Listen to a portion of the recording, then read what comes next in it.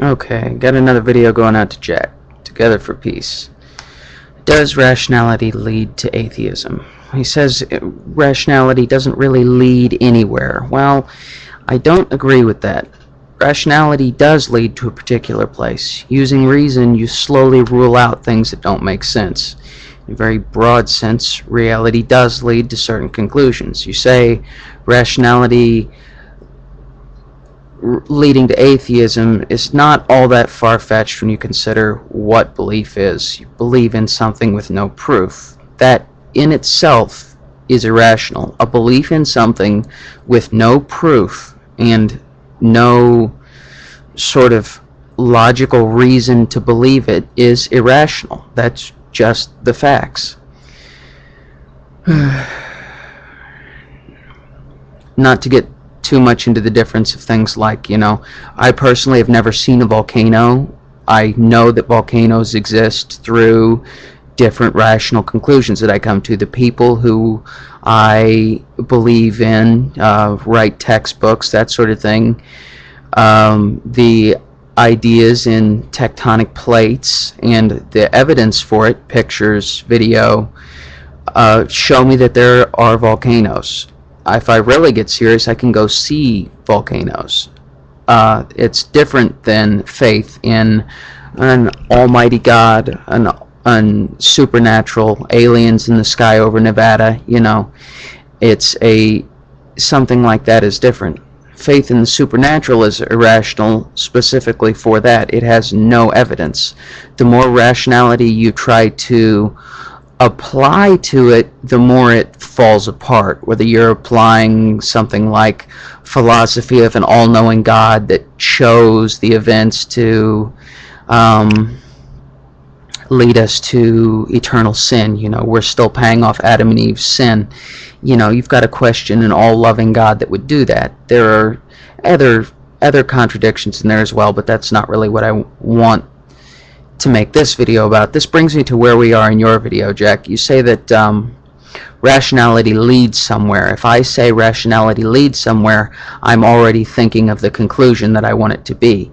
I actually think it's ironic that you say that, because that's kind of what you do in your videos, at least from what I've seen. You have your destination in mind, and then you go back by any means necessary to get there and claim that it's rational thinking, while taking an irrational path to get to an irrational conclusion. You say that what matters to you is the place people are at right now justified? Are the beliefs people hold justified? Well, when we're talking about justification for people's beliefs, you ask whether it involves reason and rationality. This is thinking completely backwards. Like I've said, you're at your conclusion, now you're trying to justify how you got there, and it's really not a good way to approach an argument like this. Does thinking rationally lead to atheism? Well, no, thinking rationally doesn't lead to atheism strictly, but it does lead you to the conclusion that the supernatural and faith is illogical. If you really look at it, you say, there isn't the evidence to support this, it's an illogical belief. You can still have it for whatever justification you want, but it is not rational. Tradition, indoctrination, peer pressure, the list goes on and on for reasons you might believe. Can someone use their rationality to come to the conclusion that there is a God? No. People cannot rationally come to the conclusion that there is a God.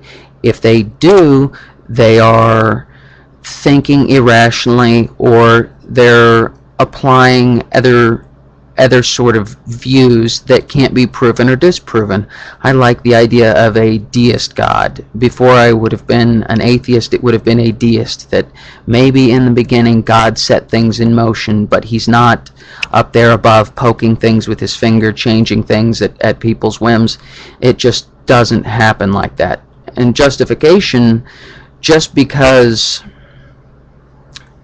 something is justified does not mean it's rational. Be careful you don't lump these together. You really do in your video lump justification and rationality. They are not the same. You can justify something by saying, my dad always did it that way, and it may not be rational. My dad always hated black people. It's not rational. It's not rational, but that is a justification. And I use that example because it is a bad thing and it is a bad justification.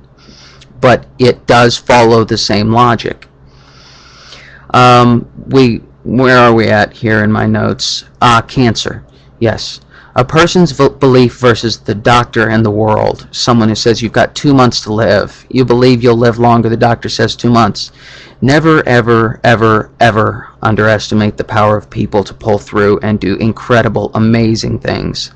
That in that sense, I often think that faith really will help people out, believing that there's something more than them.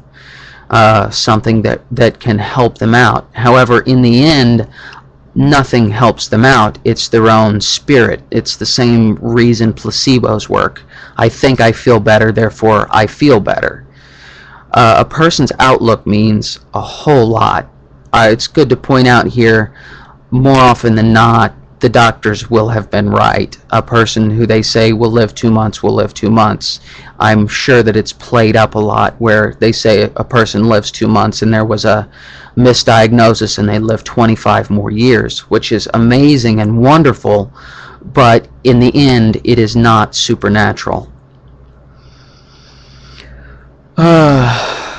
Where are we now? I think I was just about to the end.